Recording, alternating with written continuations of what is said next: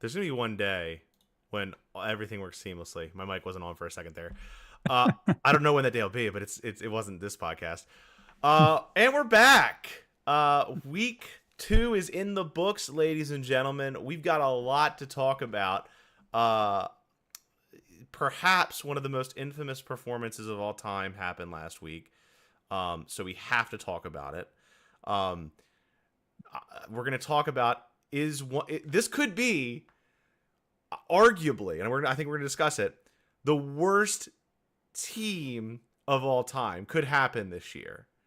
And I think we all called it at the start of the season, but the prophecy is being fulfilled. The prince who shouldn't have been promised but is happening this year. So, yeah, we're going to get into it, but I'm very excited. So I don't know if let's cut the prologue and get right into the fact that once again I got absolutely demolished. Oh, yeah. I guess I didn't realize we were starting there. I was thinking offers reports, but yeah, no, you're right. We definitely should go over last week's. Oh, you're right. No. I stand corrected. You are right that we do need to go over the offer reports. This is true from 2 weeks ago. 2 weeks ago. Not yesterday, but last week. All right, so hold on. So it would be September 10th. Oh wait. Oh yeah. September 08. My last desk pop. Also, are we live right now? Yes. Let me just see. I mean, I got to stream it on YouTube. I can see it. Okay, I just wanted to make sure I didn't see the stats as far as how many viewers we have, or if we have any viewers. If you're in the chat, let us know, because for some reason I'm not able to. I see 2 watching now. Okay. And I'm one of them. So. Okay. Well, fair enough.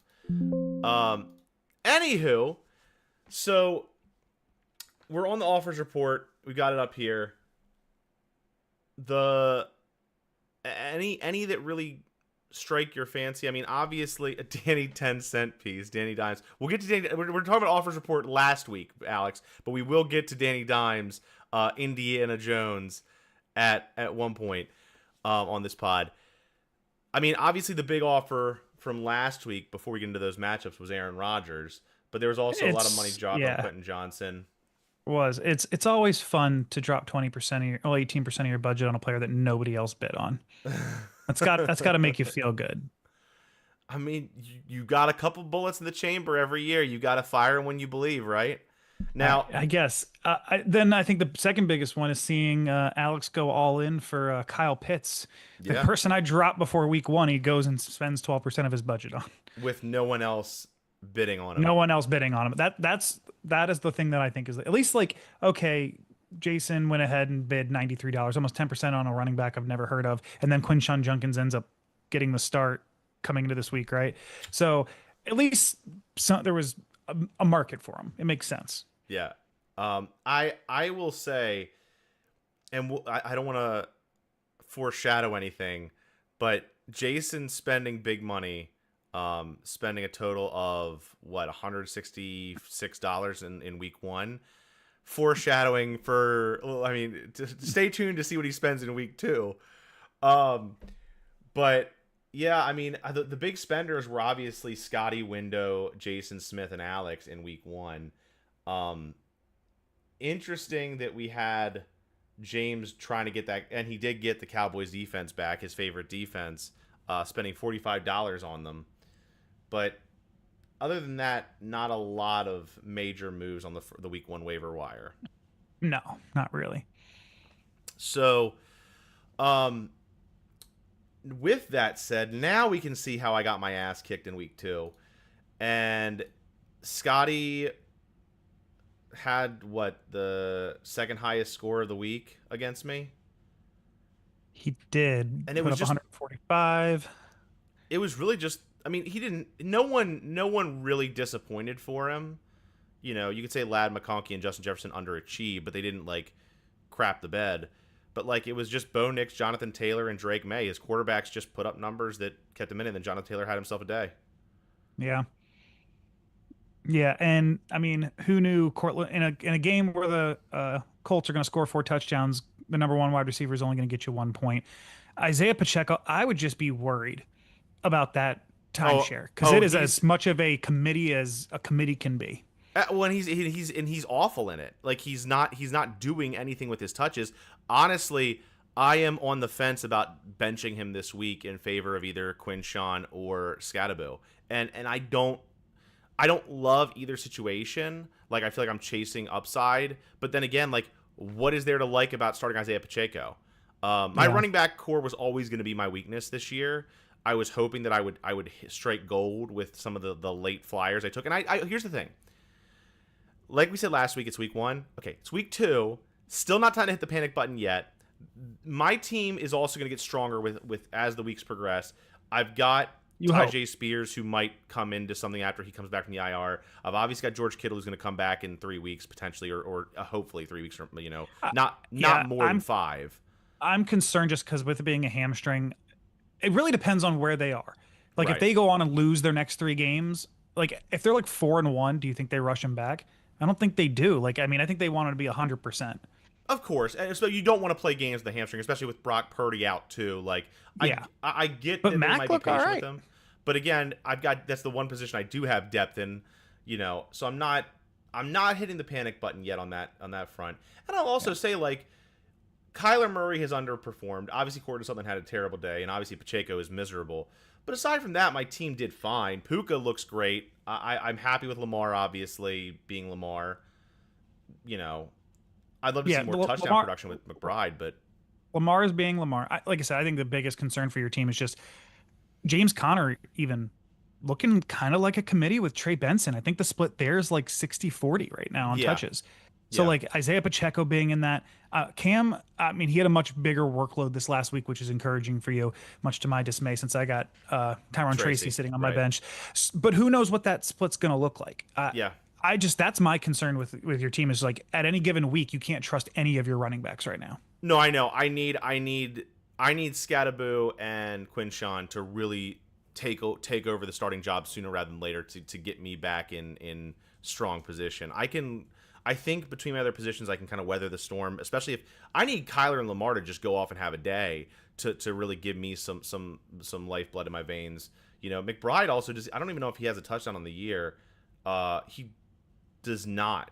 McBride has 12 catches on the year on what 16 targets, and has 100 some yards, but doesn't have a tutty yet. So Yeah. like, I, there's reasons I to think that again, I'm not hitting the panic button by any stretch, especially because I've been putting up decent points. yeah. I think my concern too really with Kyler is you've played the Saints and the Panthers so Yeah, far. no, you're right. And he only has 1 turnover and he's just not getting yards. There's just Yeah, not a lot of yardage production here. And he's completing 70% of his passes. yep, Only 1 turnover in 2 games. Like it doesn't look like any I mean, obviously he could do a lot more rushing. I mean, only getting but still he's giving you 3.5 points a game on rushing. It's like you look at his stats and it looks like it should be better. There's just no yardage there against what I would consider to be bad defenses. yeah, no, I totally So concur. it's a surprise Yeah. that his points has been as low as they have been. So, and one last thing I want to just talk about with Scotty's team. Tyler Warren looking like a huge value. There was a part of me that wanted to snag him in the draft, but I obviously went tight end early, so I wasn't going to grab him. But I mean, looking fantastic. And Drake May also had 10 himself points a per day. game out of your 10 points per game out of your tight end. And this has been just so far a weird year for tight ends. Yeah, Like we'll talk about more tight ends as we go along, but like obviously Kittle gets hurt. Trey McBride that you took in the 4th round. Yeah, Tyler Warren's getting the same production in the 14th. Like yeah, it's looking like a steal. yep. And like I said before, but you take the good with the bad with Scotty's team, right? Because at the same time, Amari Hampton was an early-ish pick for him, and looks, fairly rough, I'd say. Committee, right? I mean, Yeah. Najee Harris is getting work. I don't know. I think looking at his bench right now, I'm just like he does not. If any of his big guys go down with an injury, he might be in some trouble. Well, and Aaron Rodgers, he fires Yeah, at 18% of of his his budget. budget on a quarterback that drops 10 points. Granted against Seattle, but still. Yeah, I mean, I'm curious what he's going to do. I went down the Aaron Rodgers Yeah, I got rabbit hole for into quarterback leagues a few years know. ago. Thought it Wrong looked button. really good, and I'm going to right yeah, now. mute your mic if you're going to be talking.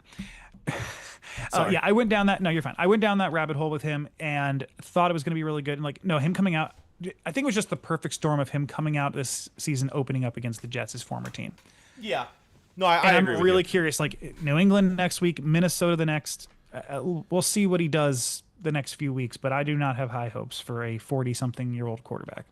No. And then by the way, he goes on bye at week 5. So Yeah, it's an early buy. yeah. So Let's move on to the next matchup. The biggest. By the way, is someone gonna pick that phone up because I called it. The box is beatable, and the key to beating the box is just have Jamar Chase and Jared Goff put up 30 burgers. yeah, I mean, it's nice. It's nice when you get 30 points out of a wide receiver. The majority of that coming after Joe Burrow of all people go down. Wild, wild. Biggest injury of the year. So far, yeah. I mean, Yeah, obviously. it's one of those. Yeah, I mean, I don't know. I don't know how much I was. I mean, from the fantasy perspective, it could just definitely be true for the whole year. But I don't know about for the season. I don't know how. I wasn't super high on the Bengals. Like they have one of the worst defenses, and I don't know. That's a tough division to come out of. But it's Joe Burrow, Jamar Chase, and T. Higgins and Chase Brown. There were a lot of Yep. people who were incredibly bullish on that offense. Like it's going to be because, like you said, the defense is bad, so All they have is the offense. Yeah. they're gonna be in shootouts, and it's like, well, Burrow's done. How does that affect the stock of these skill position players? And at least for T. Higgins, he got more targets with Jake Browning. I loved how like when he went down, I thought, okay, well T. Higgins is done, and no, he ended up having a decent day. Yeah. Um, Speaking of injuries, though, just in this matchup, Jaden Daniels with the MRI with the sprained knee, that could also really hurt the box. and well, and again, we talk about quarterback injuries have ramifications beyond their position. Like we just talked about Joe Burrow. How does that affect if Jaden Daniels actually does have a long, a lingering injury there? How does that affect for Zach's team, Debo Samuel? How does that affect for, I think it's Windows team, Terry McLaurin? How does that affect, Bill? Like, there's a lot of guys who. Yeah, I do think it affects Jaden Daniels coming out affects his weapons more than I think Joe Burrow actually. Like Jake Browning has shown an ability to go out and at least be competent especially when you have that good of weapons around you. Yeah. McMillan's saying he nailed it. I mean, he did make. I mean, there wasn't a lot that he could have gotten wrong here, right? He still had some decent bench production. I mean, the only one that would have made sense to put in was like, David Montgomery over Jalen Warren, and okay, you lose a couple points there, but like, I don't think there's a lot of guys who he had a lot of options with. Yeah, I think this is probably about as good of an outcome that McMillan could have had. And I'll say I said that I thought McMillan might be in a little bit of a panic mode after his first week, but this was a massive bounce back. That's what I'm looking for this week is just I need that big performance, that boom that's like I feel good. I can win matchups. Like it just those matchups take so much pressure off. I don't think Jason will be trading away Jalen Hurts and Puka Nacua for peanuts this year. So really quick before we move on to the next matchup, just really quick, like gut instinct. Whose team would you rather have right now out of these two? Zach's. I feel like I honestly go McMillan. I think he is slightly above on the wide receivers, but I like Zach's running backs and tight end situation way more. And overall, I still like his quarterback situation more. Pollard scares me. Still Zach for sure. Pollard scares me long term. Like once Tyjae Spears comes back, that's still a wild card. Let's move on to your victory over Jason Smith. In a battle of 0-1s. It's always nice to get a win. Shout out to Devon Achane for doing work. Achane did pretty good. Christian McCaffrey did well. Like I said, T. Higgins jumping up a little bit. Devontae Adams finally came alive. I mean, I feel pretty good. I mean, putting up 133 while Jalen Hurts only gets me 11.5, and my quarterbacks combined for less than 15 points. That's true. And I put up 133. I feel in pretty fairness, good. he also had Joe Burrow put up 7, and the defense was an 18-point swing. I'm not even speaking to Jason's team. I'm just saying I put up 133 with 15 out of my quarterbacks. Like, I feel very good about that on my side of it. Like, no, obviously he had some underwhelming stuff, but yeah, no, I am very, very curious about the Joe Burrow injury, how it affects Chase Brown. Because I honestly think teams are going to sell out to stop Chase Brown. Yeah, they're going to stack the box. And Jake Browning's going to still be able to throw the ball, because you can't. If you do that, you're giving either Jamar Chase or T. Higgins one-on-one. Before we move to Jason's team and talk about the Bengals, I just want to say one more thing about your team. I was impressed with some of your bench performances. I was impressed with seeing Jamison Williams, J.K. Dobbins, Juwan Jennings all putting up, respectable numbers. Like you identified. I think Tyrone Tracy might be losing what little value he had, but I think you can live with that when you're running backs to Christian McCaffrey, Devon Achane, and DeAndre Swift. You don't really need a ton of depth in those positions, especially when J.K. Dobbins is putting up numbers. So, you got to feel good. I called the J.K. Dobbins situation. I expected him to be the starter. Maybe he eventually loses that at some point this season, but I expected him to be the man, and it sucks because he's my 4th best running back. I can't even start him. Got to make a trade. I've been putting out some feelers. But I'm just really in the spot where I'm like, every time I see a questionable, I'm kind of like, hey, can you just say that you're out so I can put you in the IR and I can pick somebody else up? Because there's so many things that I've seen out there that I want to pick up, but I'm like, I just don't want to drop anybody. Like, everybody on my team is too valuable to drop. So I get it. I had to drop one of my many handcuffs this week, and we'll get to that in the offers report. But yeah, Jason's team. I mean, I think if there is, last week you were talking about Jason McMillan hitting the panic button. I think I might have. I can't remember vividly, but I thought I might have been saying Jason Smith has some causes for concern, and if there were the faint sounds of alarm bells going off before, there are big alarm bells going off now. Obviously he's not the worst team in the league. Obviously he's still in playoff content. I think everyone's still in playoff contention, technically speaking. And I think Jason can absolutely rebound and come back from this. But here's the real canary in the coal mine for Jason's team. He put up 109, but that was with 26 out of James Cook. That was with 22 out of Javonte Williams, who looks great, but after 2 weeks in the season. But he had some really good performances, and he put that up. What does he do at tight end with Hunter Henry and Evan Engram? He's got to make a move for a tight end. What does he do at wide receiver? I mean, Xavier Worthy should be back in 2 weeks, next week. So maybe if Worthy in theory, Xavier Worthy's supposed to be back this week. Okay. So, which is helpful. I don't know how I feel about Garrett Wilson moving forward. He had a great week 1, but if Justin Fields has been ruled out, are we trusting Tyrod Taylor to be able to get him the ball? I don't know. Great question. You got to start 3 receivers. So, and he doesn't Cooper Kupp, Yeah, I do think though that this very easily could be Chase Brown's worst week of the season, fantasy wise, and this very easily could be I can't talk. James Brown's worst week, James Cook best week. So I just don't know what to think of Jason's team right now. Definitely agree on James Cook, but Chase Brown, you just mentioned, if they do stack the box against him, maybe. I would say, I get what you're saying.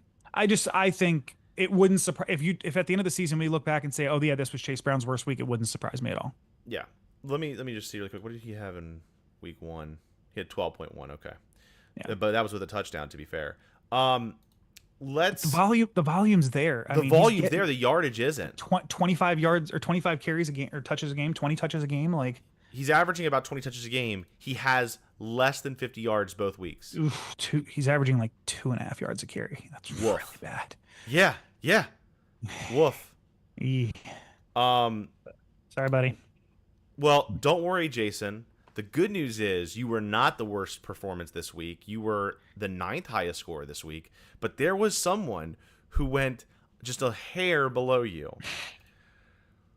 Good Lord Almighty. All right, Bob. So it's not a good time, Bob.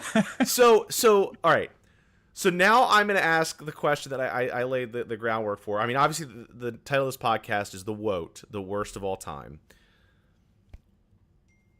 My view is that this is the most embarrassing scoring performance in league history. We've had a couple scores that have been technically lower, but they were also in different scoring settings.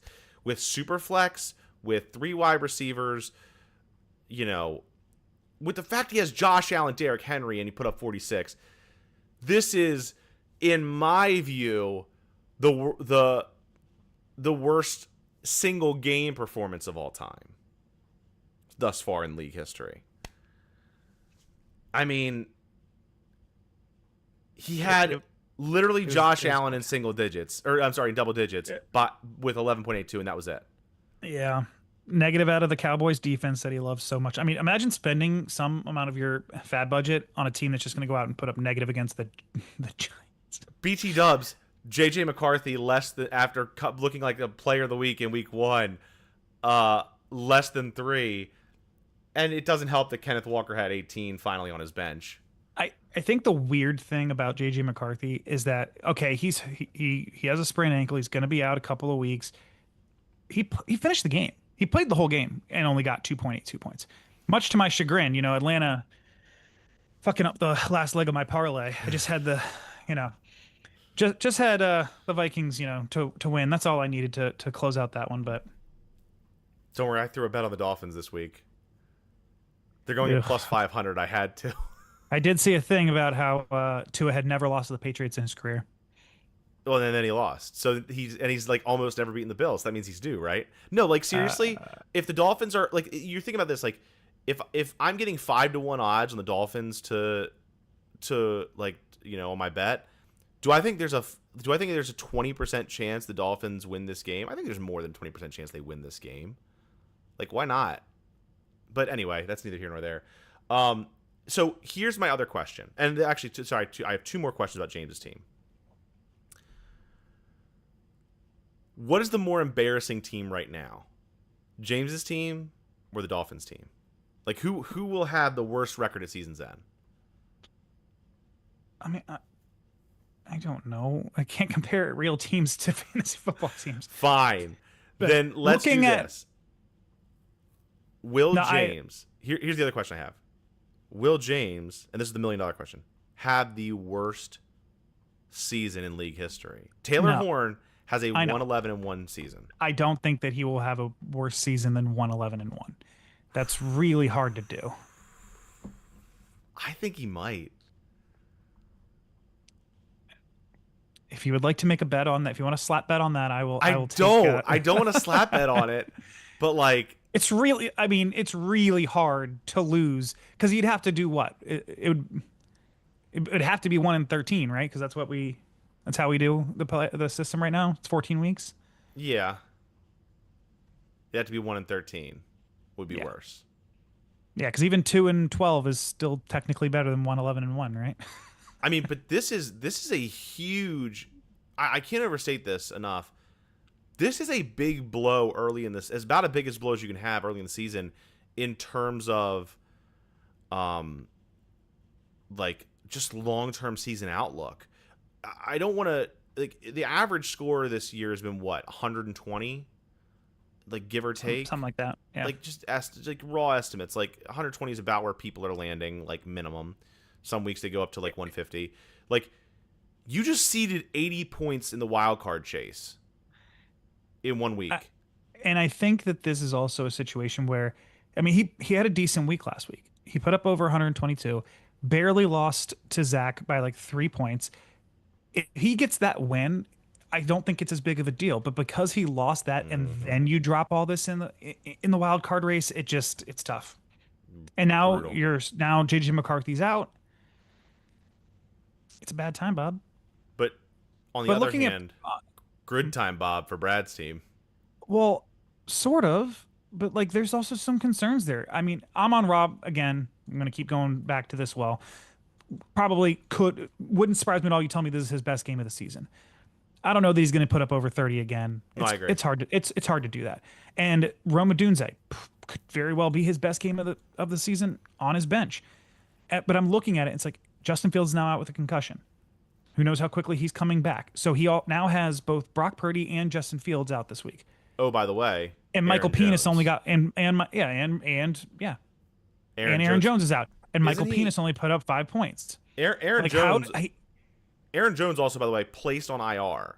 So I didn't know that he was. I knew he was going to be out. I didn't realize he was on IR. IR. Jordan yeah. Mason is Wow. going to eat for Minnesota, and That's true. So like with Aaron Jones on IR, with Justin Fields in concussion protocol, and with Brock Purdy on IR as well, Brad. He's got bright spots on his team, but honestly, he might need to make a move for a quarterback. I'm literally looking at this like this is as bad as you can feel at 2-0. Yeah, Like this is like considering you're 2-0, this is like worst case scenario. He's like, got to weather. Two out of your three quarterbacks. Yeah, 2 out of your 3 quarterbacks. But yeah, no, that does. But I actually was like about to say who has Jordan Mason. But yeah, good thing he has both running backs in that group there. So it's why you have your handcuffs, right? This is exactly why you have your handcuffs on valuable committees. I said, I think after the draft, I said I think I had Brad in the top 3, and one of the reasons was like I like that Minnesota running back committee, and if one guy ends up getting injured, one guy gets the job. Like Mason was electric in training camp. That's why they made it like they gave him more and more touches. So I think Mason has huge value now. I think Brad has arguably the best running back committee in the league, and I think you're right up there with him. But Brad's team is going to, I think, be fine. He'll probably have to add another quarterback, obviously, on the waiver wire. He can add another quarterback on the waiver wire. And which I mean, he'll have to. I mean, weather the storm, right? 2 out of his 3, yeah. So I mean, maybe he did. I don't know. I'd have to. I guess we'll see. We'll see momentarily.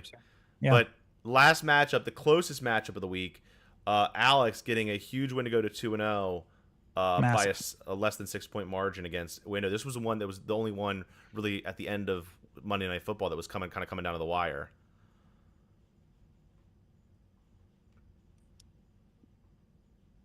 I mean, look at 1 point out of Mark Andrews. Hasn't done shit. There's a lot to like about Alex's team. Look at his bench. There is. No, I'm just like every time I look over it, like somebody we thought was going to be a good tight end is just like not putting up numbers. Hey, if you want tight ends, you know where to go. Yeah, I know that. I think overall there are things to like about Alex's team. He also Jalen Waddle puts up 15 on his bench. Bryce Young actually came out and had a day. Alex has got to be feeling good. Yeah. I feel like I feel better about Alex at 2-0 than Brad at 2-0 right now. I'd take Brad in a heartbeat. I'd rather be in Brad's position just because I think his team is overall better. But I will say, I mean, if he doesn't have a quarterback, I mean, for the next 2-3 weeks, I mean, who knows what it's going to look like in 2 weeks from now? I'm just saying, like, I don't feel bad. Like, there's no one on Alex's team that I'm like, oof, don't know how I feel about it right now. Like, pretty solid up and down. I have one, which is Breece Hall. Jets' run game looks dismal on top to bottom. Jets' run game looks awful. So I'm not sold on. I mean, I don't even know if what was his volume. It was he only had 10 carries, 29 yards. I mean, granted they were playing from behind. Yeah, they were behind the Bills. I mean, against Pittsburgh, he had a decent day. I mean, 19 carries, 5.5 yards a carry. Not too bad. I'm not. No, I get what you're saying. I'm not. I wasn't sold on Breece Hall preseason. I'm not sold on him now. Ricky Pearsall also. Again, I talk about the Brock Purdy injury. Only had 6 targets. Didn't do much with them. There's a lot to like about Alex's team. Yeah, but he has Gibbs and Josh Jacobs and Rashad White's actually getting work. I mean, I think also having Waddle on his bench is big too. Waddle can go right into the flex there. I don't know. I don't feel bad. I'm liking his team. I'm liking how it looks. Meanwhile, on Windows side of it, I mean, Malik Neighbors point performance from Neighbors. I was just gonna say, yeah. I mean, Malik Neighbors is number one. I mean, 9 for 167 and 2 touchdowns, and he had no business catching that last touchdown catch that he had. It was so dumb. I was pulling my hair out. So dumb. Yeah, I don't know. I mean, there's still things to like. He left points on his bench. I mean, he had Quentin Johnston. He had Tyler Algier that he could have thrown into his flex instead of Khalil Shakur. I don't think Windows should be feeling too bad at 1-on-1 here. The biggest thing for Window and I just put it up on the stream. Ja'Cory Krasky-Merritt, Bill, his value, I think, raises substantially due to Eckler's unfortunate injury. Oh, yeah, for sure. Right? So, like, between Bijan, Kyren, Bill, and even Tyler Algier looked decent. Like, he's got, decent running back options. He spent a lot of money on Quentin Johnson to keep him on the bench, but Quentin Johnson also had himself a decent enough day. So, the question is, who does he put in that flex spot, and does he put Quentin Johnson in as one of his 3 wide receivers? I don't know. Yeah, Quentin Johnson's one of those weird ones right now, though. He's the number 5 wide receiver in fantasy. That's not going to hold. He's not going to, average 108 or 108, excuse me. I said 108 for some reason. I don't even know where that came from. He's not going to average, 1.5 touchdowns a game while, only averaging 4 catches a game. Like, yeah. I mean, 5 catches, 2 touchdowns, 3 catches, 1 touchdown. Like, that's just not going to keep up. The targets aren't terrible at getting 7 each game, but like, that's going to come down, right? I mean, yeah. I don't think that touchdown rate is sustainable. Window's biggest question marks are kind of like that flex and depth area. Like, he's got some depth, but like the who to start kind of positions, like that wide receiver 3, that flex spot. And the other question marks are most of all is quarterbacks. Like, do you feel great about starting CJ Stroud and Caleb Williams right now? I think not. Not really. And then he's over here with a backup in his 3rd spot. And I don't think with how well Russell Wilson played against Jackson Dallas, Dart's not seeing the field anytime soon. Anytime soon. Like, I mean, Russell Wilson just dropped 30. Like, I don't think he's leaving the field. Nope. So, yeah. So quick check-in on the standings before we go to the offers report from this week. Obviously, we have, our 3-2-0 teams, Brad, Alex, McMillan. I'm going to sort by points forward just to give kind of an idea of that. Interesting that Window 1-1 is the points leader right now, and it's funny. Window and you are 1-2 in points, but everyone's kind of one of the things I noticed about this is everyone's kind of within that 20-point range. Like literally the top 8 teams are within 20 points in terms of points scored. Then you have Jason, who's 40 points back from that, and then again you have James, who is the giant cliff. There's like the 30 feet points. of shit. Yeah, it's like there's the main group. There's a little bit of a drop off. There's Jason. There's 30 feet of shit, and then there's James. That's where we are. And right now I am. Zach and I are getting the most points dropped on us, if that matters. But obviously the 0-2 teams. Brad might be the team of destiny, man. He's 2-0, only getting 80 points a game dropped on him. I mean, look at the difference between Zach and Brad right now. It's 110 points. It's 55 points per game. Well, it helps that James dropped that 40 against Brad, but still. But one other thing too that I will say in support of your Brad team of destiny argument, I look back last year. I won the title. I started. I'm gonna have to mention on every pod. I started 4-0. I didn't realize this. I look back. I'm like, I look back because I was like, did I start 0-2, 0-3, 0-4 last year? I seem to remember I did. No, I started 4-0.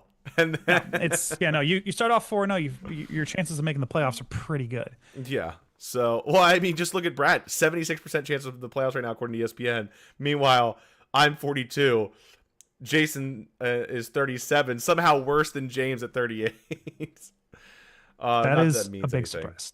But all right, so there's our standings. Last, before we go to the predictions, let's just hit the offer report really quick. For this week, and then we'll get rolling. All right, so here's our offer report. Big week of offers. Lots of people. And I will check. Actually, one more thing before we do. But after we do the offer report, I'm going to check in on budgets. 43% of his budget on Indiana Jones. I'm so mad. I'm sitting there before the games start, and I'm like going back and forth about dropping Geno for Daniel Jones. And I kept going back to it, and I'm like, no. I mean, the matchup this week is better for Geno. I'm just going to leave it. And if then maybe after this week, Daniel Jones maybe won't have that good a week. I'll be able to pick him up after. Now, Daniel Jones goes out there and does the exact same fucking shit, and then everybody's bidding on him. I'm such an idiot for not just doing it. I'm going to say why you're not. I said this. I think I said this last week about Daniel Jones. I said, if you remember last season, Derek Carr, after 2 weeks, looked amazing for the Saints. He looked unbeatable. He was like, I think, one of the top quarterbacks in fantasy. And then he fell off a cliff. Like, 2 weeks does not a season make. Could Daniel Jones could the New York Giants have been the problem? Could Daniel Jones actually be a great quarterback and we just didn't know until he got to a team with a really good running back, a better offensive line, you know, I wouldn't say better weapons because Malik Neighbors, but still, like, could the New York Giants have been the problem? Sure. Am I ready to say Daniel Jones is going to finish as a QB1 or a QB, even a QB? I think he'll finish as a QB2 because of these first 2 weeks. But am I ready to say he's going to be a QB1 at season's end? Absolutely not. And you've just dropped 40% of your budget, not even counting the 10 to 15% you dropped last week on one guy. He better hit. He needs to. If you're 0-2, you're in that bad of a situation, and then that doesn't hit, it's a bad time. Yeah. Yeah. And lots of bids on him. And now the question is, I don't know if anyone's added Jake Browning yet, but question is, I mean, Jason was the one to drop 32% of his budget on Jake Browning. You know, I obviously added Tua too, yeah. For hold oh, unsuccessful. Okay. So like the Jake Browning one was unsuccessful. I'm over here like, wait, he spent 70% of his budget, but no, it obviously no. So okay, Daniel Jones was obviously the big target. Six waiver claims on him. You know, Window throwing another 11% of his budget on Wan'Dale Robinson. And then Jason Smith another 6% on Juwan Johnson. He's looked good. He's looked good. I mean, he's the number 3 tight end. In 2 weeks, he's looked good, but it's 2 weeks. And then he drops another 4% on his defense. I mean, like, he's just he's bleeding money. Hey, he won all of his bids. He did, but he's not even able to win many more. So, yeah, let's go ahead and do the budget summary because I want to see how little money Jason has. Jason has $368. It's not a lot left with only 2 weeks in. 36% of his budget. 40% of the league has their entire budget left. You among them. Like, he's fired a lot of bullets early. He's still. I mean, I think he's got to make moves, but yeah, it's these tough. are some desperation moves. This is true. So, all right, score predictions. Let's get it. All right, and we both went. I think 2 for 5 on predictions last week. So not our best work, but we'll get it. We'll get it together. So myself versus Alex projections. It's a 0.1 projection swing to Alex. So it's razor thin margins. Yeah.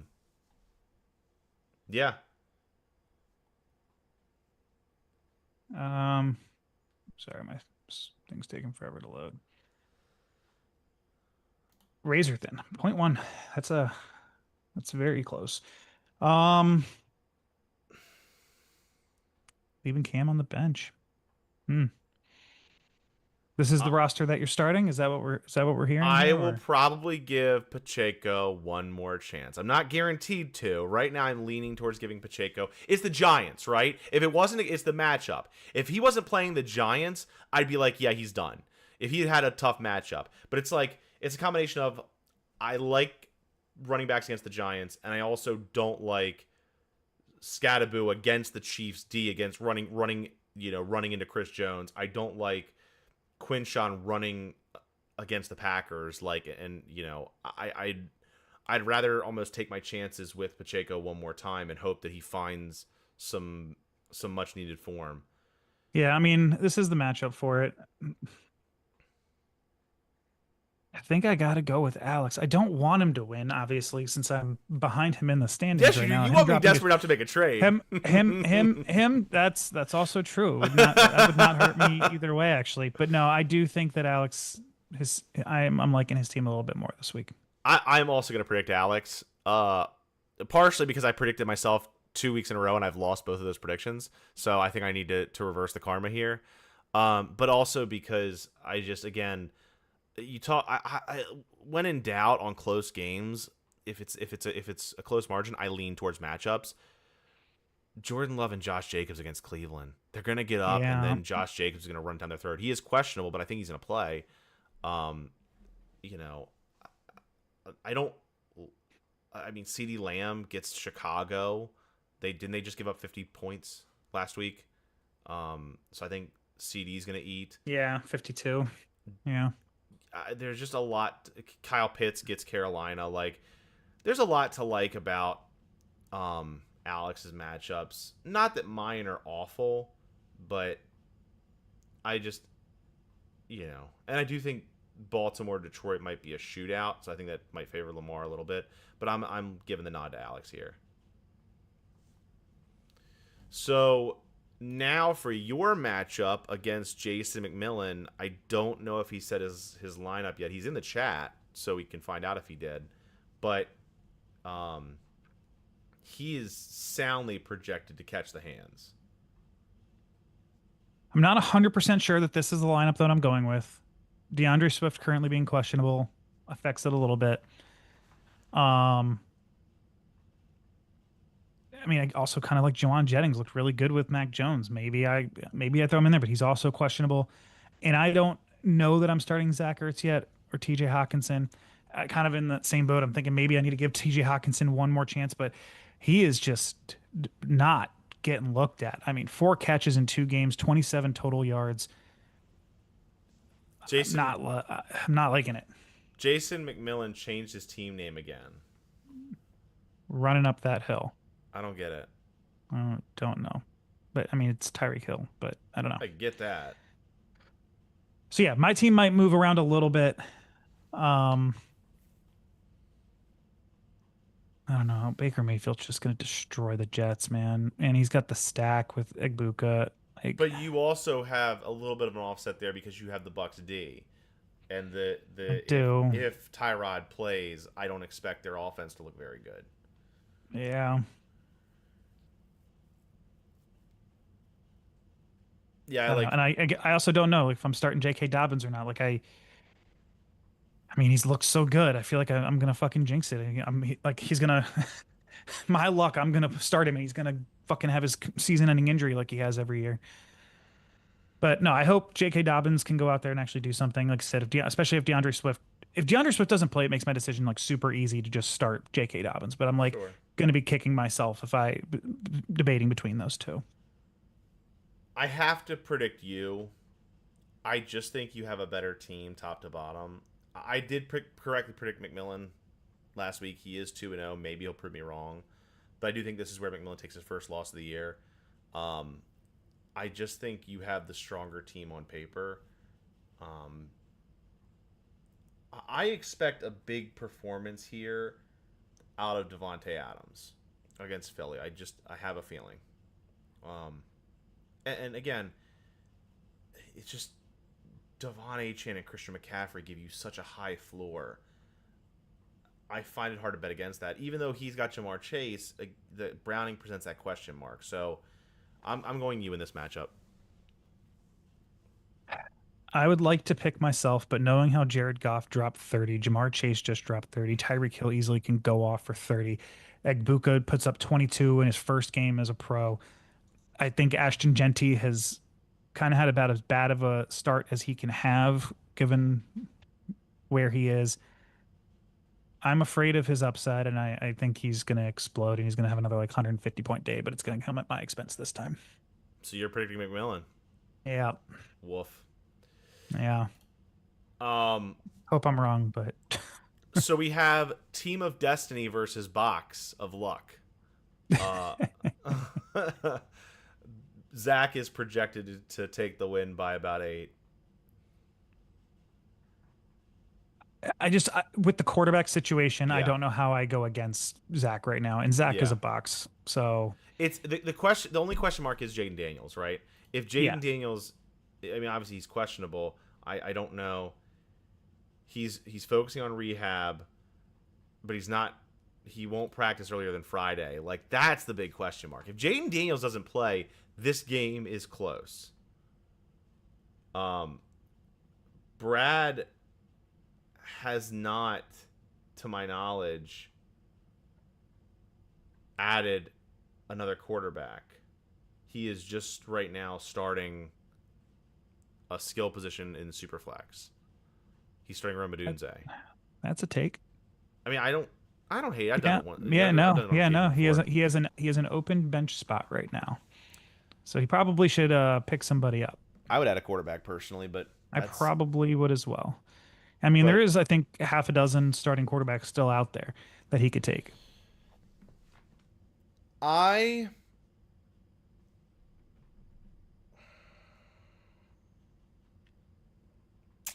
This is tough. Like I said, just the quarterback situation that makes it pretty simple, in my opinion. I just don't know how, like I said, especially if Jaden Daniels plays, I just feel like Zach gets the luck situation in a different way this time around. It's just that Brad's team is injured as fuck. I agree with you. I was looking at Brad's skill position players, and his tight end can absolutely get it. But, like, yeah. You know what? No. I'm changing my mind. I'm going with Brad, and I'm going to say the reason why is because of his running backs. It's just like Saquon, Alvin Kamara, Jordan Mason. Jordan Mason, without Aaron Jones seeding carries, Jordan Mason should eat against Cincinnati. Like, I expect the Vikings to win that game. I expect them to lead throughout. I expect Jordan Mason to them to feed the rock to him. I said I expect Baltimore and Detroit to be a shootout. I mean, that favors Amon-Ra. I just like I like both teams' matchups. I think Zach could easily win this game. I see your logic. I'm gonna give the nod to Brad here. I changed my mind. Brad. So I'm not gonna write these down. Oh, whoops. Shoot. I'll do it later. Next matchup. Window versus Jason. This is, I mean, we talked about Jason's desperation. This is a big week for Jason. Very much so. Wow, James Cook is the #1 running back in fantasy right now? Damn. It's funny because you look at Jason's team, #1, #2, #2, #3. All these good things. He has the #1 and #2 running backs in fantasy. And he's in 92. God, Malik Neighbors, though, just 9 for 167 and 2 touchdowns. Ugh. I think Jason's like a reverse box when it comes to fantasy football. I think Window is going to get the win here. I think just I see a lot of single digits. I mean, Zay Flowers is doing better than I would have thought he would do. I mean, being a top 6 wide receiver. I do think Quentin Johnson's going to take a step back. Like, again, I said the touchdown, blanking. The touchdown rate is going to drop. And again, I mean, no Austin Eckler this week. So Krusky Merritt's going to get an uptick in usage. And then he took the stab at Jake Browning. So that's what I was going to comment on is like he's starting Jake Browning over CJ Stroud against Jacksonville. CJ Stroud has looked like ass, though. I mean, I agree. But I mean, 1 touchdown, 1 interception, averaging like 200 yards a game. Like, yeah. In the Not rushing doing floor anything on the ground. Yeah, I mean, like 3 points per game. I mean, it's fine, but it's not. It's not great. It's not what you need out of like a mobile quarterback. Yeah. So I think I'm leaning Window.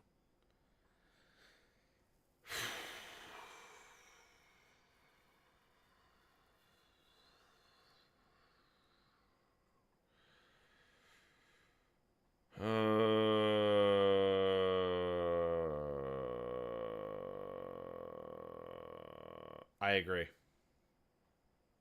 You gonna flip it last second again? Yeah, maybe. This is really tough.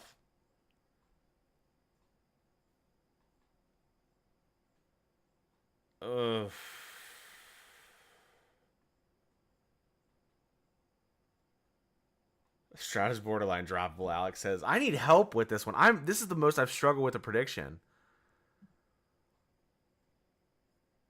I think this might be the closest matchup of the week, believe it or not.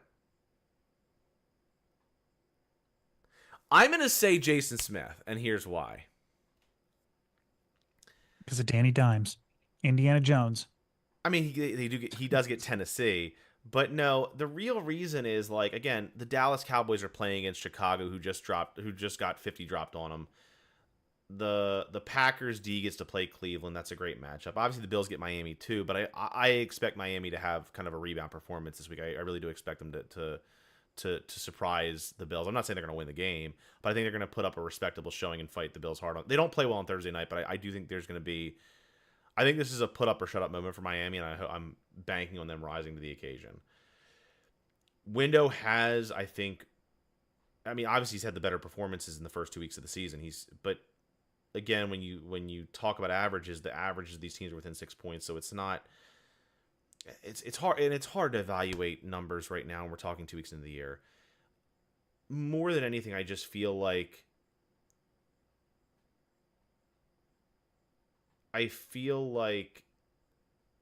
Jason's due for a couple boom performances out of some of these guys. Chase Brown's massively underachieved. Nico Collins is massively underachieved. I think he's due for a couple booms here or there. And I also think Window's due for a little bit of regression. I don't think Caleb Williams is going to finish. I think he's going to finish under his projection. I think Jake Browning will finish around his projection or slightly under. I think the most surprising thing about Jake Browning is last week he put up 17.74 coming in relief, did not start the game, and he threw 3 picks. Yeah. Like fair. to put up almost 18 with throwing 3 interceptions. Yeah. I mean, he did get a rushing touchdown. You don't know that that's always going to be the case, but still, I mean, that's a great day to be coming in as a backup and turning the ball over a bunch. Rushing touchdowns from quarterbacks are so huge. Yeah. Is this the week where James gets his first win? No. No, absolutely not. Outside of Josh Allen, I think I take Scotty's on everything. And you look obviously at the thing, and the only other check mark goes to Sam Laporta over Tyler Warren. But we talked about Tyler Warren and how great he's looked. The volume's there, 8 targets a game, 75 yards per game. Like, again, and he's done that without scoring a touchdown. Tyler Warren's number 4 tight end without scoring a touchdown. I mean, but Josh Allen eats against the Dolphins. He does. He owns the Dolphins. Other than Josh Allen, I don't think there's anybody that I take on his side. I can't believe with how good Derrick Henry looked against the Bills, how bad he played against the Browns. Fair. 11 for 23. That's it. In a big win, right? Didn't they win that game by like 30? Yeah. Like, I don't understand. How did he not get any rushing work? Like 11 carries throughout the whole game when you win by that, I don't get it.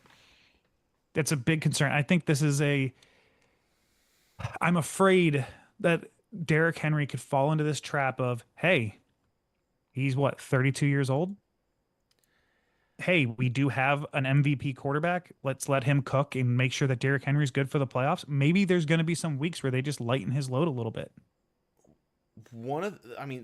With James, obviously we talked about Jaden Daniels' injury. If he doesn't play, how does that affect McLaurin's value? It goes down. I think a ton, yeah. One of the big, the James's chances of success really do hinge on Josh Allen and Keon Coleman. If Josh Allen throws a tutty to Keon Coleman, it's big. I mean, if Keon Coleman has a day, that was like the biggest contrast between week 1 and week 2. Though Keon Coleman 8 for 112 and a touchdown, 11 targets down against the Jets in a game they won 3 for 26. But Miami has arguably the worst secondary in the league. They made Drake May look like Tom Brady, and like I will say that is the biggest issue with Miami right now is they just don't have a secondary. So, I could see them eating. I could see James winning this game. I could see him getting his first win here.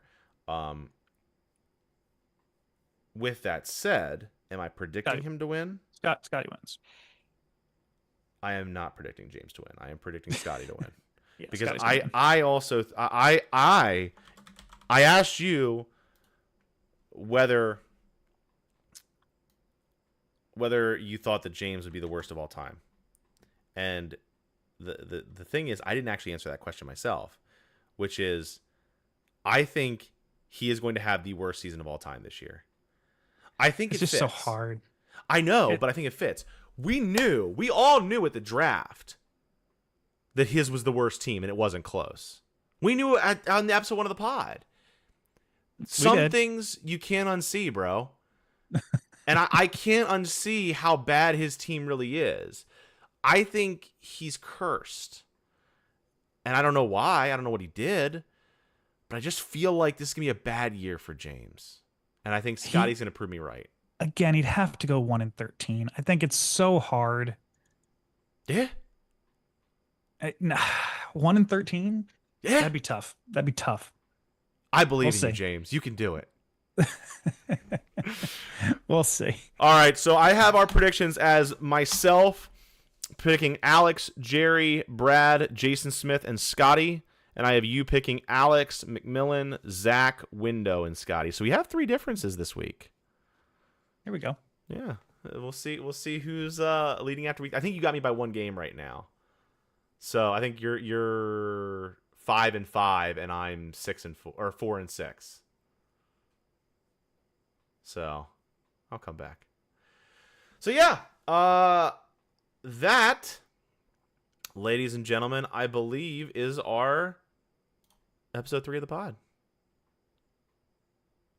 So appreciate y'all tuning in. Shout out to Alex, McMillan, and Scotty. Thursday Night Football, who you got? Fins look half decent. I told you. I threw a bet on the Dolphins at plus 500. Yeah, why not? I think they have more than that chance of winning this game. I threw a money line bet on the Dolphins this week, and this is my first bet of the year. It's my first bet in football in like 2 years. What's the spread? Oh, 11.5. Jesus. Yeah. That's why I'm like, just money line it. Give me that plus 500. You're gonna feel so sick if they like lose by 1. Yeah, I will. But no, I just have a feeling. I do think that McDaniel's been saying and doing all the right things. They have major injury issues. Tua has looked awful. But they're saying and doing the right things that you want a team to do in this situation. It's like, look, we gotta pick it up. We gotta focus. We gotta focus on Buffalo. It's a short week. Like, it's almost like a trap game for Buffalo in some ways. And could be. Yeah, and I just, especially in light of how Buffalo's owned us. Yes. Do I think if they get embarrassed, could Mike McDaniel and Chris Greer lose their jobs? Sure. I think Ross trusts McDaniel and Greer. I like McDaniel, man. He's been my favorite coach for the Dolphins that they've had in the time I've been a fan. He just says and does the right things. He's a good guy. He wants the best out of his players. There are things that are inexcusable. The play clock issues, some of the regressions, but like, I don't know. I feel like he's a very good head coach in the making. I think you got to be patient with teams sometimes, the good and the bad. It's a slow start. They shouldn't have lost these 2 games, but nowhere to go but up. I will say, as a Dolphins fan, though, the quote that resonates, the Mike McDaniel quote that resonates with me the most right now is, "It's a great day because we're 1 day closer to death." What? He said that. That's how I feel. All right. Thanks for watching. Shout out to Alex, McMillan, and Scotty in the stream. Shout out to the rest of the guys who watched this after the fact. Good luck in your week 3 matchups, and we'll see you in week 4. Go Knowles, number 7.